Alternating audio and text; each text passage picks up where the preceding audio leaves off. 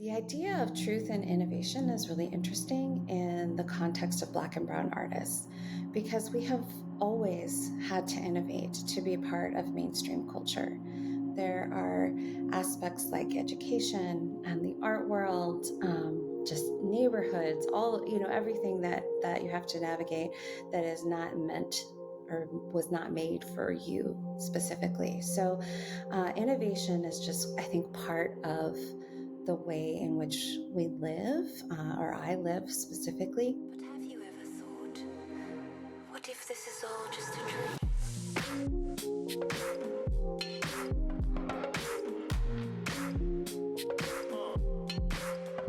Have you ever thought? Hey, my name is Emily Hanako Momohara, and I'm an artist. I'm an educator. I'm a professor of studio arts at the Art Academy of Cincinnati, where I also serve as the head of photography and the interim studio arts chairperson. I am so pleased to be a recipient of the Arts and Innovation grants from ArtsWave.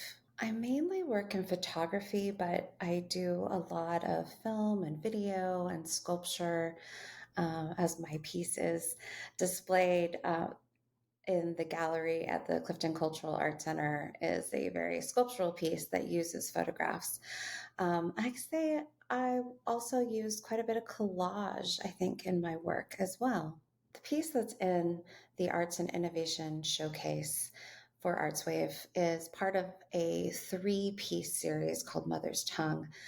This piece is a word that is gaman, which means we don't really have a word for it, but the title gaman means, if you were to translate it in English, would mean something like silent endurance for your family or for the good of others. And that term is used quite a bit in the Japanese American community around the incarceration that happened during World War II. So 125,000 people on the West Coast were put into camps based on their ethnic background. My grandmother, who was born in the United States, was one of those people, as well as her whole family and my great-grandparents who immigrated here from Japan. And that idea of enduring is very prevalent within the community and my family regarding their experience.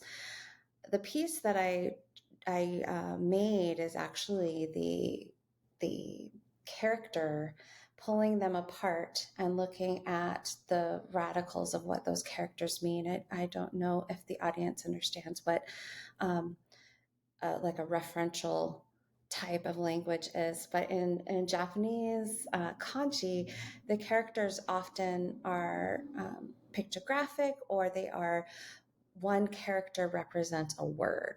So a word can be compiled with a bunch of different characters. So we break apart those characters and I wrap them all in imagery from the camp of the actual earth.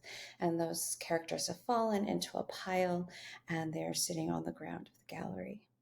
Yeah, so the work is on the ground, kind of in a rubble state, because I am a 4th-generation immigrant, meaning my great-grandparents came here from Japan, and a lot of language is actually being erased or being forgotten, and it's really important to me that I hang on to that legacy because it means so much to how I am and who I am, and so yeah, it is a visualization of those words kind of tumbling down as that generation passes on. I was not as eloquent as the first time I said it. Sorry. It'll have to do, right? The 3 pieces that are part of Mother's Tongue, the first piece, Gaman, is in the exhibition, the showcase. And the other 2 pieces, one is about the idea of migration. And that image or that piece is going to have imagery of water that is wrapping around those characters that have kind of fallen apart. And the next one is the one of family. So, and that is actually going to have plant imagery, so the idea of like a family tree, and they will have fallen, but they're going to be more leaning up against the wall so that they can have that um, vertical composition that our bodies, as it's a human word, family, can represent. The idea of truth and innovation is really interesting in the context of Black and Brown artists because we have always had to innovate to be part of mainstream culture. There are aspects like education and the art world, just neighborhoods, all, everything that you have to navigate that is not meant or was not made for you specifically. So innovation is just, I think, part of the way in which we live, or I live specifically. Um, in these pieces, at the reception, it was really interesting. A local curator had said to me, "Wow, this work is so different. Every time I see your work, you're using photographs in a different way. Um, this idea of the photograph wrapping around a character in Japanese, right, and having that be a physical form.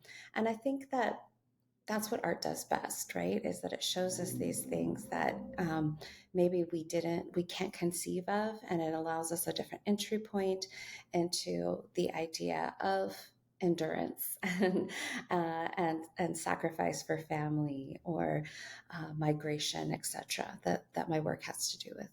I think for me, my truth in this work is the legacy, that I am not the singular entity that exists in the world, but that I am part of a lineage of people that came before me who paved the way for me. I'm half Japanese and half mostly British. There's this British saying that says on their money that says "standing on the shoulders of giants," and I feel like I have a lot of giants that I rely on to create the work that I make. I think that if folks walk away from our conversation and are more curious about different cultures, different segments of the Cincinnati population or our country's population, I think that that's a good thing. I'm bringing to it my specific story, which is probably different from most of our viewers. And so, if people are just curious and a little more understanding of each other, that's my goal.